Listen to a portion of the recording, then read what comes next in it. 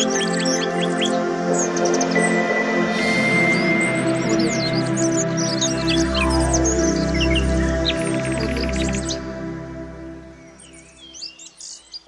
గ్రంథం 41:19 వాక్యం చదువుతున్నానండి. చెట్లు లేని మెట్టల మీద నేను నదులను పారజేసేదను, లోయల మధ్యను ఓటలను ఉబక చేసేదను, అరణ్యమును నీటి మడుగుగాను, ఎండిన నేలను నీటి బొగ్గలుగాను చేసేదను. దేవుడు మన పట్ల చూపే గొప్ప కృప ప్రత్యక్షం అవుతుందిగా. నేను చేస్తాను అని ఆయన అంటున్నాడే. ఏం చేస్తాడు? మనం ఏది చేసుకోలేమో దాన్ని ఆయన చేస్తాడు. ఏ పరిస్థితులు అడుగు ముందుకు వేయలేమో ఆయన ముందుకు వెళ్ళేట్టుగా చేస్తాడు. ఏమేమి చేస్తాడు? అందులో చక్కని మాట రాయబడింది. పైనుండి కింద వరకు చదివితే నదులు, ఓటలు, నీటి మడుగులు, నీటి బొగ్గలు, ఇవన్నీ అందులో లిస్టుగా రాయబడ్డాయి. ఈ 4 ఎక్కడంటే అసాధ్యం అనుకున్న చోట సాధ్యపరుస్తాను అంటున్నాడు. ప్రియ సహోదరులారా, మీలో చాలామంది సమస్యలతో ఉంటారు. సమస్య లేని ఇల్లు అంటూ ఉండదు. ప్రతి ఇంట్లో ఏదో సమస్య ఉంటూనే ఉంటుంది. వాళ్ళ ఇంటి సమస్య, వాళ్ళ ఇంట్లో ఉన్న సమస్య అది మెరకైన మెట్టలాగా ఉండి నీళ్లు పారలేని ప్రదేశంలాగా ఉంటుంది. అంటే ఆ మెట్ల మీదకి నీళ్లు రావు గనక అది తడపబడదు. తడపబడదు గనక చెట్టు ఉండదు. చెట్టు ఉండదు కనుక నీడుండదు. నీడుండదు కనుక నెమ్మది ఉండదు. చెట్లు లేని చోట చల్లదనం ఉండదు. అంటే నీ ఆత్మీయ జీవితంలో కానీ కుటుంబ జీవితంలో కానీ నీడలేని అనుభవాలు, చల్లదనం లేని అనుభవాలు, ప్రశాంతత లేని అనుభవాలు అనేటట్టుగా గుండెలో బాదుకుంటూ ఆవేదనతో మీరు అడుగులు వేస్తూ ముందుకు సాగొచ్చు. అయినా నా దేవుడు అంటాడు, నేను చేస్తాను. ఈ రోజున చేయగలిగిన దేవుడు నీ దగ్గరకు వచ్చి నిలబడి నేను చేస్తాను అంటున్నాడుగా. మరి ఆ మాట ఆయన అన్నప్పుడు మనం ఏం చేయగలగాలి? నీవు నీ జీవితాన్ని ప్రభువుకు అప్పగించుకోవడం చేస్తే ఆయన తప్పనిసరిగా నీ జీవితాన్ని ప్రశాంతంగా కాపాడగలుగుతూ ఉంటాడు. నువ్వు చేయలేని కార్యం నీ జీవితంలో ఏది చెయ్యాలో ఆయనకు తెలుసు. ప్రభు దగ్గర మనం కార్యాలు పొందకపోవడానికి కారణం మనం అనుకున్నదే చేయమని బతిమలాడటం. ఆయన అనేది ఏమిటంటే, వీరికి ఏది అవసరం నాకు తెలుసు, వీరికి ఏ కార్యం చేయాలో నాకు బాగా తెలుసు కనుక నేను చేస్తాను. దేవుని మనసులోని ఆలోచనలో కూడా మన పట్ల జరగనివ్వకుండా మనమే కొన్నిసార్లు అడ్డుబండల్లాగా ఉంటాం. అందుకే ఈ రోజున దేవుడు నీ జీవితంలో కార్యం చేయాలని ఎప్పుడు నువ్వు కోరుకున్నా ఒక నిర్ణయానికి రావాలి. నా పరిస్థితులను ఎరిగినవాడా, నీటి బొట్టు కూడా ఎక్కలేని మెట్ట మీద నేనున్నాను, దీనికి నీ ఆలోచన కావాలి, దీనికి నీ నడిపింపు కావాలి, దీనికి నీ చిత్తమే జరగాలి అని ఎప్పుడైతే ప్రభువు చిత్తం మనం అప్పగించుకుంటామో అప్పుడు మాత్రం మనం ఊహించిన దానికంటే, ఆశించిన దానికంటే ఉన్నతమైన కార్యాలు చేయగలిగిన దేవుడు ఉన్నాడు. ఆయన పేరు నజరేయుడైన యేసు. మీకు ఇంకో అర్థమయ్యే మాట చెప్పనా? ఇశ్రాయేలులు ఆ యుద్ధకాలం అందు ఏమని ప్రార్థన చేసేవాడు తెలుసా? అయ్యా, మా శత్రువులు మమ్మల్ని అప్పగిస్తావా? మా సమస్యకు మమ్మల్ని అప్పగిస్తావా? అయ్యా, వాళ్ళు 3 పక్కలు వచ్చారయ్యా అని ఎంతసేపు నీవు దేవుడవని, పరాక్రమశాలివని, నీవు ఔన్నత్యం మేము ఎరుగుదాం, మా పితరులకు నువ్వు చేసిన కార్యాలు మాకు గుర్తున్నాయి అని ప్రార్థన చేయడం మొదలుపెట్టేవాడు.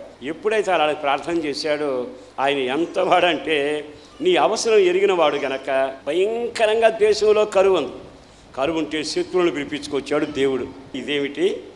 ఒక రకంగా చెప్పాలి అంటే కరువులో మేము అల్లాడుతున్నాం, దానికి తోడు యుద్ధం వచ్చి చుట్టూ చేరారు వాళ్ళు, ఇప్పుడు పరిస్థితి ఏమిటి అని దేవుడి దగ్గర సనగాలి. దేవా, ఏమిటి ప్రభువా, మాకు ఇది జరిగింది అని అనలా. వెంటనే వాళ్ళు కనిపెట్టి ప్రార్థన చేశారు.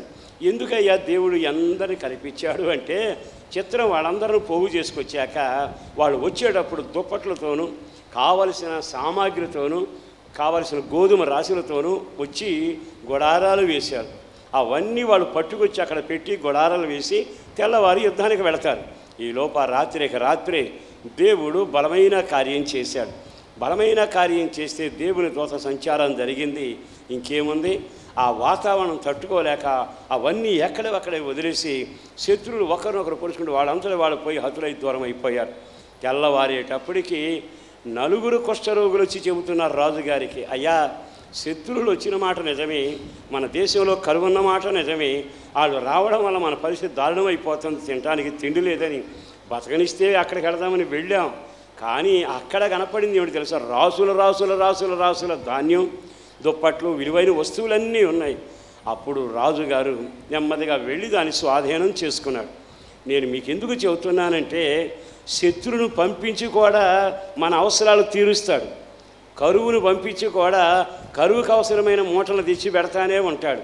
ఏ సంఘటన జరుగుతున్నా ఇది మెట్ట కదా, నీరెక్కడొస్తుంది అనే ఆలోచన కంటే, కరువు కదా, ఇన్ని వేల మందికి ధాన్యం ఎక్కడ తెచ్చి పెడతాం అనే ప్రశ్న కంటే ఆయనకు అప్పగించుకుంటే, ఆయన ఎవరి దగ్గర సరుకు ఉందో, ఎవరి దగ్గర ఆహారం ఉందో అన్నీ మూటగట్టుకుని వాళ్ళని తీసుకొచ్చి శత్రువులాగా గుడారానికి, ఆ దేశానికి బయట గుడారాలు ఇప్పించి సరుకంతా తెచ్చినాక వాళ్ళని తరిమి కొట్టాడు. కరువు తీరేంత ఆహారాన్ని దేవుడు అందించి పెట్టాడు. ఎందుకు ఈ సంగతి జ్ఞాపకం చేస్తున్నానంటే, మనకు దేవుడు నేను చేస్తాను అంటే ఆయన ఏం చేయగలడు? నీకు ఆహారాన్ని శత్రువులతో మోసుకొచ్చి పెట్టగలిగిన వాడు, కరువు కాలంలో నీ సమృద్ధికి మార్గం సరళం చేయగలిగిన వాడు నేను చేస్తాను. అయితే నువ్వేం చేయాలి? ఒకే ఒక ప్రార్థన, ప్రభువా నా మెట్ట మీదకు నీటి బొట్టు లేదు, నీడ లేదు, చెట్టు లేదు, ఈ పరిస్థితులు నేనేం చేసుకోలేకపోతున్నా, నమ్మినవాడా నీకు అప్పగిస్తూ ఉంటున్నాను, నీవు తప్పక కార్యం చేయి ప్రభువా అని. కానీ పూర్తిగా నీ ఇష్టం లేకుండా దేవుని ఇష్టానికి అప్పగించుకుంటే ఆయన అంటున్నాడు, మెరక మీద కూడా నదులను నేను పారజేస్తాను. నా ప్రభువుని బట్టి బ్రతిమలాడుతూ చెబుతున్నా, వాగ్దానం చేసిన వాడు నమ్మదగిన వాడు. ఆయన అంటున్నాడు, నేను చేసేదాను.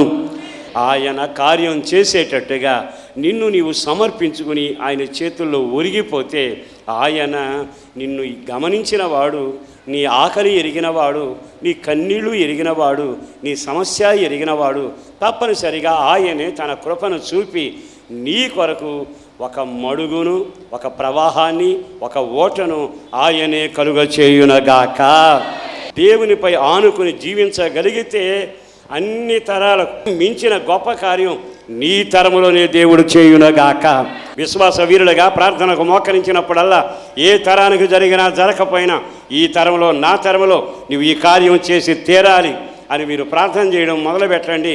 మెట్టలాంటి ఇంటినైనా, మెట్టలాంటి కుటుంబ వ్యవస్థనైనా, మెట్టలాంటి వ్యాపారాన్నైనా, అనారోగ్యపు మెట్టున్నా అక్కడ కూడా దేవుని కనికరం, కృపా సమృద్ధిని నదీ ప్రవాహం ఇప్పుడే మొదలవునగాక. మరొక విచిత్రమైన అనుభవం ఏంటి తెలుసా? అలా పారినప్పుడు ప్రజలు చెప్పుకుంటారట, ఆ ప్రవాహాన్ని చూసి ఎంత ముచ్చటపడతారండి. మనం చూసేవి ఇన్నేళ్ళ నుంచి ఇది మెరకనుకున్నా, ఎక్కడ కూడా చెట్లు మొలిచాయా, ఎక్కడి నుంచి కూడా ప్రవాహం వస్తుందా? కారణం ఏమిటో తెలుసా? దేవుడు చేసే కార్యాలు అంచనాలను మించి ఉంటాయి. అందుకని బండలోంచి నీళ్లు రావడం ఆశ్చర్యంగా ఉంటుందిగా, కానీ రప్పించగలిగిన వాడు నీకు అసాధ్యం అనుకున్నది, శాస్త్రానికి ఇది జరగదనుకున్న దాన్ని నా దేవుడు చేసి చూపించగలిగిన వాడు. బండలో ప్రవాహం వచ్చేను అని మాట ఉంది. బండలో అంతా ప్రవాహం దాచబడిందా? నా దేవుడు ఎవరో తెలుసా? ప్రవాహాన్ని నింపగలిగిన వాడు, ప్రవాహం ప్రవహింపజేయగలిగిన వాడు, ఆ బండలోంచి అన్ని అద్భుతాలు చేయగలిగిన వాడు. ఆ బండేగా మన దేవుడు అయ్యాడు. ఆయన బట్టేగా మనకి గొప్ప కార్యం. ఈ శుభవేళన యేసును బట్టి బ్రతిమలాడుతూ దండం పెడి చెబుతున్నా, ఈ మాటలు విన్న వారందరి జీవితాల్లో ఎలాంటి మెరకలో ఉన్నా, ఎలాంటి మెట్టలో ఉన్నా, ఎలాంటి వేదనలో ఉన్నా దేవుని కనికరం, కృప, ఐశ్వర్యం, ఆశీర్వాదం అనే ఓట, ఆ ప్రవాహం ఇప్పుడే మొదలై నీ జీవితాన్ని చల్లపరుచునుగాక. మరో మాట కూడా రాశాడు అక్కడ, అరణ్యములో నీటి బొగ్గలట. అరణ్యం అని మనం అంటుంటే అక్కడ నీటి బొగ్గలని అంటున్నాడు.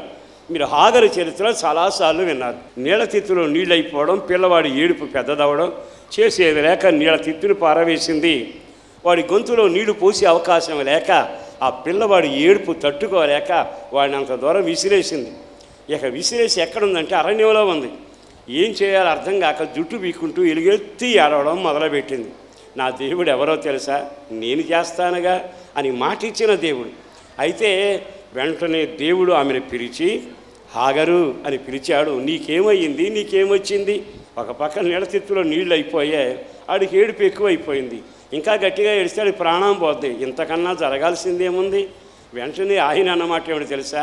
ఇదిగో ఏమీ కంగారు పడవాకు, అయిపోయిందని నువ్వు అనుకుంటావు, అప్పుడే కార్యం మొదలుపెట్టడం నేను చేస్తాను, నేను చేయగలిగిన వాడను, కంగారు పడబాకని చెప్పి అక్కడ చూస్తూ ఉండగానే అరణ్యంలోనట నీటి ఊటను పుట్టించాడట, నీటి బొగ్గ మొదలయ్యిందట, నీటి ఊటలు మొదలయ్యాయి. చూస్తే అరణ్యం, నీ బ్రతుకు అరణ్యంలాగా ఉండొచ్చు, నీ వ్యాపారం అరణ్యంలాగా ఉండొచ్చు, నీ కుటుంబ పరిస్థితులు అరణ్యంలాగా ఉండవచ్చు, నీ ఆర్థిక పరిస్థితులు అరణ్యంగా ఉండవచ్చు. అన్నిటికంటే అరణ్యం అనే దానికి అర్థం ఏమిటో తెలుసా? ముళ్ళ కంపలాంటి అనుభవం. ఎవరు పాపపు ఇష్టమైన జీవితంలో సాగుతారో పాపం వల్ల వచ్చు జీతము మరణం. అన్నిటికంటే ఆదామా, నేను చెప్పిన మాట నువ్వు వినలా, నీ భార్య మాట నువ్వు విన్నావు అన్నాడు దేవుడు. నీ నిమిత్తము నేలను శపిస్తున్నాను అన్నాడు. ఆ మరుక్షణమే ముళ్ళ కంపలన్నీ మొదలయ్యాయి.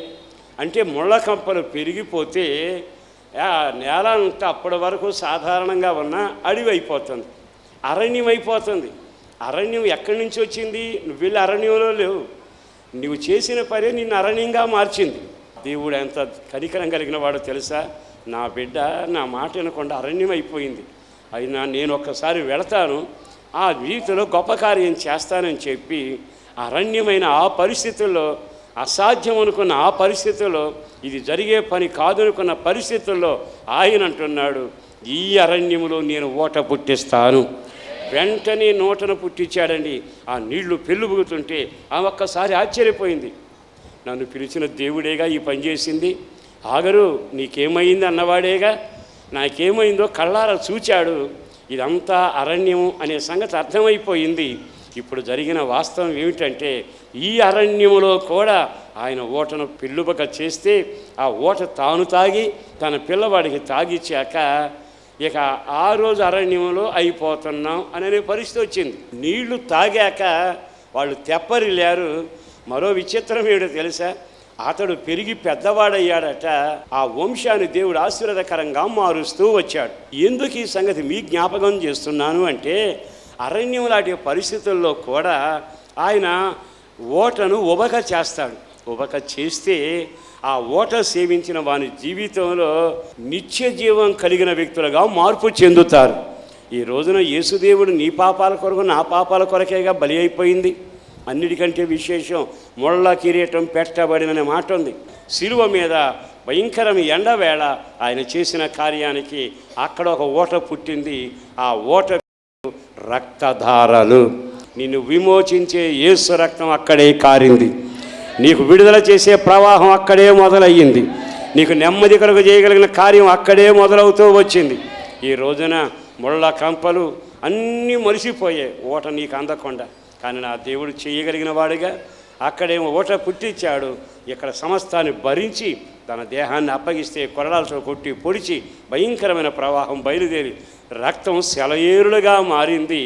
అది త్రాగిన వాళ్ళంతా, రక్తం ద్వారా కడగబడిన వాళ్ళంతా వారి ప్రాణం తెప్పరిల్లడమును వాళ్ళు నిత్య జీవం కలిగిన వారుగా మారుతారు. మరి ఈ రోజున యేసుక్రీస్తు నీకు ఎన్ని కార్యాలు చేశాడండి. ఈరోజు నేను చేస్తాను అన్నాడుగా, ఆ రోజున కార్యం చేశాడు. ఈ రోజున అదే పని సిలువలో చేశాడు. యేసు ప్రభుని అభిమానిగా చూడవాకు, యేసు ప్రభుని ఆపద మొక్కుల వాడిగా లెక్క వేయబాకు, యేసు ప్రభు దేవుడేలే అని అనుకోబాకు. ఆయన అరణ్యం లాంటి నీ బ్రతుకులో పెప్పరిల్లే ఓట పంపగలిగిన వాడు. నరకానికి వెళ్ళిపోవాల్సిన ముళ్ళ కంపలాంటి నీ బ్రతుకులో సెలయేరు అని రక్తపు ఓట పుట్టించగలిగిన వాడు. దాని వలన నీ ప్రాణ ఆత్మ దేహాలకు విడుదల విమోచన కలుగునగాక. ఈ రోజైనా ఆయన రక్తం ద్వారా కడగబడకపోతే, ఆ ఓట పారుతుండగా పట్టించుకోకుండా వెళ్ళిపోతే, ఒక రోజున నీ పాపానికి, నీ అనాలోచనకి, నీ మూర్ఖత్వానికి నీవే జవాబు చెప్పేట్టుగా నిత్యమైన నరకానికి వెళతావు. అగ్ని ఆరదు, పురుగు చావదు. అందుకని మెట్ట మీద చేస్తాను, లోయలోనూ చేస్తాను, అరణ్యం లాంటి జీవితంలోనూ చేస్తాను, అన్నిటికీ ఓట ఓట అని రాశాడు. సెలయేరు పారుతుంది, అక్కడ రాస్తున్నాడు ఓటను పుట్టిస్తాను. అక్కడే మరో మాట కూడా రాశాడు, నీటి బొగ్గలను కలుగా చేస్తాను, నదులలో కూడా నేను అక్కడే పారా చేస్తాను. ఇవన్నీ నీటికి సంబంధించినవి. ఈ రోజున నీ జీవితంలో నీటి ప్రవాహం లేకపోతే అల్లాడిపోతున్నావు. మీకు బైబిల్ బాగా తెలుసు కదా. ధనవంతుడు అక్కడ ఊపిరాడన తిండి తిని ఓదారంగు బట్టలు ధరించిన వాడై చివరికి దేవుని లెక్క లేకుండా వెళ్ళిపోయాడు. దేవుని మాట వినకపోయాడు, అప్పగించుకోలేకపోయాడు, ఆయన స్వీకరించలేకపోయాడు. తర్వాత వెళ్ళి పాతాళంలో పడినాక మొదటి మాట ఏమిటో తెలుసా? నీటి బొట్టు లేక అల్లాడిపోతున్నానయ్యా. బతికున్నంత కాలం 4 రకాల ఓటలు నీకు పారాయి. నీ ముళ్ళ కంపలో ఓట, సిలువలో యేసు రక్తం, నిత్యజీవం కడుపులో నుంచి ఇన్ని నదులు ప్రవహింపజేస్తే బతికుండగా మేము మాట వినకపోయాం. చివరికి నీటి బొట్టు లేని ఆ భయంకరమైన స్థితికి వెళితే దానికి ఎవరు ఉత్తరవాదులు? దీవెనకరంగా మార్చుకొందువుగాక. అట్టి కృప నీకు కలగాలని ఒక సేవకుడుగా నేను కోరుకుంటూ ఈ మాటలు మీకు వినిపిస్తూ ఉన్నాను. ఆత్మదేవుని మాటలు చెవి కలిగిన వాడు మాత్రమే వినుగాక. చెప్పండి ఆమేన్. అక్కడ ఉన్న ఓటు ఏమిటంటే, నీ అవసరం తీర్చగలిగింది. నా అవసరం నాకుంది, మీ అవసరం మీకుంది. నా అవసరం మీది కాదుగా, మీ అవసరం నాది కాదుగా. వాళ్ళు ఉన్నారు, వాళ్ళు ఇప్పుడు అనారోగ్యంతో ఉన్నారు, వాళ్ళకి ఆరోగ్యం కలగాలి. వీళ్ళు ఆర్థికంగా చితికారు, వీళ్ళకి ఆర్థిక సహాయం కావాలి. వాళ్ళ వ్యక్తిగత జీవితంలో సమాధానం లేదు, వీళ్ళకి ఇంట్లో నెమ్మది లేదు. ఎవరి అవసరం ఎవరికి ఉన్నా ఈ రోజున దేవుడు ఒక ఓటను ప్రత్యక్షపరుస్తూ ఉన్నాడు. తన వాక్య ప్రవాహములను, వాగ్దానాలని ఓటలాగా ప్రవహింపచేస్తున్నాడు. ఆదికాండం 26, 22. ఇప్పుడు 22కు పైన 3 బావులు తవ్వాడు, 3 వాళ్ళు పూర్తి చేశారు. అయిపోయిందా? ఇక జరిగిన సంఘటన ఏమిటో చూడండి ఒక్కసారి. 23వ వచనాన్ని చదువుదాం. నేను నీ తండ్రి అయిన అబ్రహాము దేవుడను, నేను నీకు తోడై ఉన్నాను కనుక భయపడకుము. బాగా ఆలకించండి. 3 బావులు పూర్తి చేశారు, ఇక 4వ బావే మిగిలింది. ఈరోజు మీకు ఈ సంగతి ఎందుకు జ్ఞాపకం చేస్తున్నాను అంటే, 3 బావులు తవ్వడం, ఒక్కసారి ఒక బావి తవ్వడం అనేది ఎంత కష్టమైన పరిస్థితి. అంత శ్రమ పడినాక ఆ శ్రమకు ఫలితం నీళ్లు వస్తే, ఆ నీళ్లు నిన్ను తాగలేకపోతే, ఆ నీళ్లు మరొకడు ఆక్రమించుకుంటే అది ఎంత బాధాకరం. 1 కాదుగా, 2 కాదుగా, 3 కాదుగా. అంటే జీవితంలో తన యొక్క కష్టార్జితం, తన యొక్క ఓట తన చేతులతో సాధించుకున్నది అనుభవించకుండా అడ్డుపడి శత్రువు భయంకరంగా ప్రవర్తిస్తూ వచ్చాడు. కానీ ఈ 3 సహించాడు. ఏం చేయాలో అర్థం కాక తిరిగి వచ్చేసాడు. ఆ తర్వాత వీళ్ళు ఏం చేశారో తెలుసా? ఇక ఏడ్చుకుంటా వెళ్ళి ఆ రాత్రి బెర్షెబాకి వెళ్ళి ప్రార్థన చేయడం మొదలుపెట్టారు. అక్కడ ఒకసారి వాక్యం చదవండి. అక్కడ నుండి అతడు బెర్షెబాకు వెళ్ళెను. ఆ రాత్రి యెహోవా అతనికి ప్రత్యక్షమై, నేను నీ తండ్రి అయిన అబ్రహాము దేవుడను, నేను నీకు తోడై ఉన్నాను కనుక భయపడకుము. 3 బావులు తవ్వావు, 3 బావుల్లో కూడా వాళ్ళు నీ ఓట నిన్ను తాగనివ్వలేదు, నీ కష్టార్జితం నువ్వు అనుభవించలేదు, వాళ్ళు ఆక్రమించుకున్నారు. ఇదిగో అయినను నేను నీకు తోడై ఉంటాను.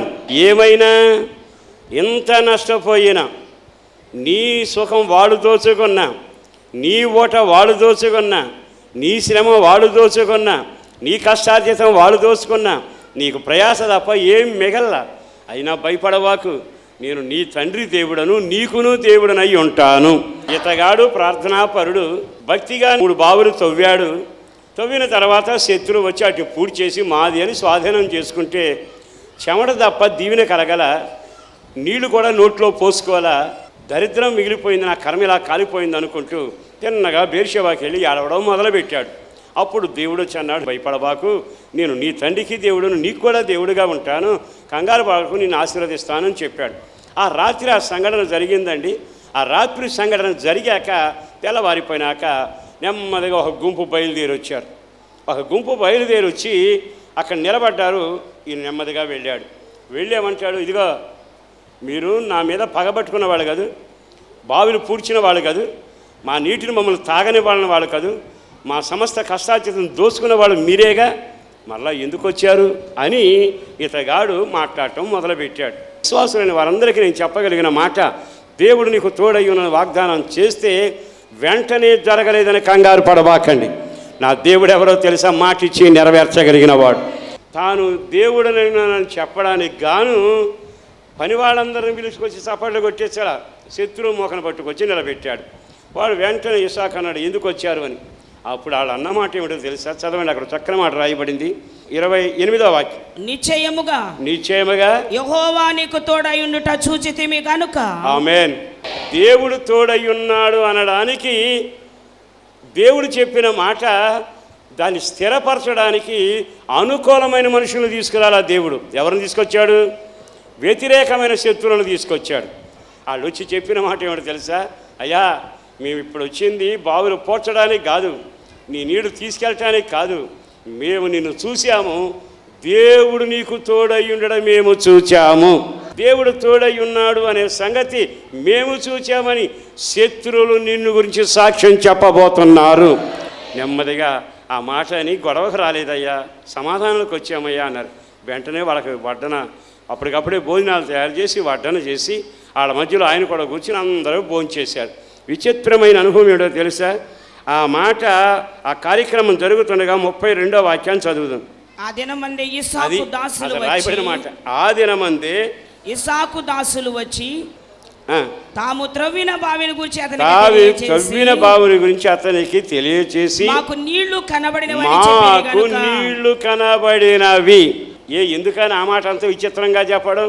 ఈ రోజున ఈ వాక్యం విన్న తర్వాత మన దేవుడు శత్రువులతో మనకు వచ్చిన సమస్యలను, మన ఆర్థిక ఇబ్బందుల్లోనూ, అనారోగ్య పంచుల్లోనూ, ఏ రకమైన సమస్యల్లో వచ్చిన సమస్యలను చూసి మనం గడగడగడగడలు ఆడుతుంటాం. దేవుడు వచ్చి అంటాడు, నేను దేవుడిగా ఉన్న, భయపడబాకు. కారణం ఏమిటో తెలుసా? నువ్వు చేసుకోలేదని నేను చేస్తాను. ఏం చేస్తాను? నీకు నేను తోడై ఉంటాను. ఆ తోడైన దానికి 2 సాక్ష్యాలు నీకు వినిపిస్తాను. మొదటి సాక్ష్యం, నీ శత్రువులు పంపిస్తాను, నీకు దేవుడు తోడై ఉన్నాడు అనే మాట నీ శత్రువులతో నేను చెప్పించబోతున్నాను. రెండవ మాట ఏమిటి తెలుసా? అయ్యా, నీళ్లు కనపడ్డాయి, మనకి ఈ పరిస్థితులు గందరగోళ మధ్యలో నీళ్లు కనపడ్డాయి. మాటలు నేను చెప్పేటప్పుడు పరిస్థితులు గమనించండి. ఏ పరిస్థితుల్లో ఓట కనపడింది? బిడ్డ చావు బతుకుల్లోనూ, నీడతి ఎండిపోయే పరిస్థితుల్లోనూ, గొంతు ఆరిపోయే పరిస్థితుల్లో ఓట కనపడుతూ వచ్చింది. మనిషి పాపిగా నరకానికి వెళ్ళిపోతూ కాలు జారిపోతుండగా ముళ్ళలో కంపల్లో అల్లాడిపోతున్న ఈ ముళ్ళన్నీ తీసి కిరీటంగా ధరించి ఆ ముళ్ళ కంపలలో నుంచి ఒక ప్రవాహాన్ని కలుగజేసి యేసు రక్తమే ఆ ప్రవాహమై నీ ప్రాణాన్ని తెప్పరిలా చేసి రక్షణ కలుగజేసింది. మూడవది, శత్రు మోకాలు పూడ్చే పని మీద ఉన్నారు. ఆ పూడుస్తున్న వారి మధ్యలో దేవుడు వాళ్ళతోనే సాక్ష్యం చెప్పించి వాళ్ళకే విందు చేయించి అప్పుడు అంటున్నాడు, ఈ దినమున నీకు ఒక ఓట చూపిస్తాను, ఈ పరిస్థితిలో ఒక ఓటను నీ కనపరుస్తాను. ఈ రోజైనా ఈ మాటలు వింటున్న తర్వాత అయినా నీ కొరకు ఆయన అన్యాయస్తుడు కాదు గనుక ముందే చెబుతున్నాడు, నీకు నేను ఓటలు పుట్టించాను. ఓట కాదనుకుంటే ఓట లేని స్థలానికి వెళతావు, భయంకరమైన బాధను అనుభవిస్తావు. మీలో ఎవరైనా కొత్త వారున్నా, పాతవారున్నా, అభిమానులున్న దండం పెట్టి చెప్పగలిగిన మాట, యేసు కృపాకాలములో రక్తధారలతో నీ ఎదురు ప్రత్యక్షమవుతున్నాడు, నిత్య జీవంతో ప్రత్యక్షమవుతా ఉన్నాడు, కృపతో ప్రత్యక్షమవుతున్నాడు, తెప్పరిలే వాక్యం ద్వారా ఆ ప్రవాహం నీ దగ్గర ప్రవహింపజేస్తున్నాడు. కాదనుకుని కళ్ళు మూసుకుంటావా? ఇది అనవసరమని కాలదనుకుని వెళతావా? నీ ప్రాణానికి నీవే ఉత్తరవాదివి, నీ ఆత్మకు నీవే ఉత్తరవాది. ఆ భయంకరమైన పరిస్థితుల్లోకి వెళ్ళాక నిన్ను తప్పించగలిగిన సమర్థులు ఎవ్వరూ లేరు కనుక అనుకూల సమయంలోనే ప్రభు వైపు తిరగండి. పాపాలన్నీ ప్రభు దగ్గర ఒప్పుకొని యేసు రక్తం ద్వారా కడగబడండి. ఇంకా బాప్త్యసం పొందిన వాళ్ళు ఎవరైనా ఉంటే ఆ శిలువ రక్తం ద్వారా కడగబడి ఈ నీటి బాప్త్యసం ద్వారా నీ జీవితం ఓటలమయం చేసుకొందువుగాక. అల్లాడిపోతున్న అనుభవాల్లో అద్భుతాలు చేయడానికి నేనున్నానని చెప్పిన దైవమా, నీకు వందనాలు. నీ వైపు తిరిగితే అరణ్యంలో కూడా ఓటలు పుట్టించగలిగిన వాడవు, అవసరమైతే మాకు ఎదురుగా నిలబడగలిగిన వాడవు, మాతో మెల్లగా మాట్లాడగలిగిన దేవుడు, నీ దర్శనం మాకు అనుగ్రహించగలిగిన వాడవు. చివరికి నీ శిలువ రక్త ప్రవాహంలో మమ్మల్ని కడిగి పరిశుద్ధులుగా మార్చడానికి నేను చేసేదను, మీ ప్రాణమును తెప్పరెల్ల చేసేదను, మీ దుఃఖమును నివారణ చేసేదను, మీ సమస్యలను పరిష్కరించేదను, మీ శత్రువులతోనే జయవార్త వినిపించేదను. ప్రజలు నీ మాటలు విన్నారు. ఎవరెవరు తీర్మానం చేసుకుని ఇక మీదట, అయ్యా నా అరణ్యంలో కూడా కార్యం జరిగించు, నా పాపాన్ని ఒప్పుకుంటున్నాను, ఈ సన్నిధిలో అడుగు పెడుతున్నా, దోషాన్ని పరిహరించని ఎవరు తీర్మానంతో అడుగుపెట్టినా అడిగినా వారందరికీ కార్యం జరగాలి. ప్రవాహాలు బయలుదేరాలయ్యా, ఓటలు పెళ్ళువకాలయ్యా, నదులు పారాలయ్యా, అసాధ్యం అనుకున్న మెరక మీద కూడా అద్భుతం జరగాలయ్యా. అట్టి బలమైన కార్యాలు జరిగింది. ఏ ఏ మరకల్లో ఎవరున్నారు, ఏ మొండి సమస్యల్లో ఉన్నారు, అక్కడ కూడా నీ కృప, నీ సహాయం అనే ప్రవాహం బయలుదేరాలయ్యా. పరాలి ప్రభు, ఆ కార్యం జరగాలయ్యా. అట్టి బలమైన కార్యాలు జరిగించి నీ రాకడ వరకు సిద్ధపరచుకుంటూ భయంకరమైన పరిస్థితుల్లో కూడా ప్రజలకు జయమిచ్చి నడిపించిన నాదులుగా ముందు నడిచావు. ఆ దేవుడివే మా దేవుడు అయినందుకు వందనాలు. అట్టి కృపచేత ప్రతి వారిని ఆశీర్వదించండి. ప్రార్థనలో ఏకీవించిన వారందరికీ కృప కలగాలి. బలమైన కార్యాలు జరిగించి మీ మహిమ పొందుమని, ఎవరెవరు ఈ వాక్యాన్ని శ్రద్ధగా ఆలకిస్తూ చూస్తూ ప్రార్థనలో ఏకీపిస్తున్నారో వారందరికీ మేలు చేయండి, మహిమ పొందండి. యేసు శక్తి కలిగిన నామాన్న ప్రార్థించి విన్నవించి వేడుచున్నాం తండ్రి. ఆమేన్.